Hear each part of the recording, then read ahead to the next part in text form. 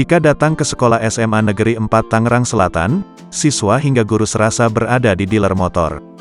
Bagaimana tidak, mereka disuguhkan dengan pemandangan tak biasa di parkiran sekolah. Ratusan kendaraan tersusun rapi hingga jadi sorotan. Bahkan, terlihat sepeda motor itu terparkir sesuai warna dan jenisnya. Video tersebut diunggah oleh akun TikTok @xxbiar hingga ditonton sebanyak 13,3 juta kali. Pengunggah diketahui bernama Ayu 16 tahun. Saat dikonfirmasi oleh Tribun Tanda Hubung Video.com pada Kamis, tanggal 2 Desember tahun 2021.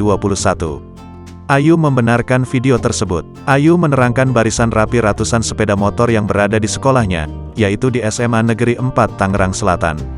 Sosok di balik rapinya ratusan sepeda motor yang terparkir di sekolah tersebut dilakukan oleh seorang petugas Satpam, bernama Slamet Gunaedi.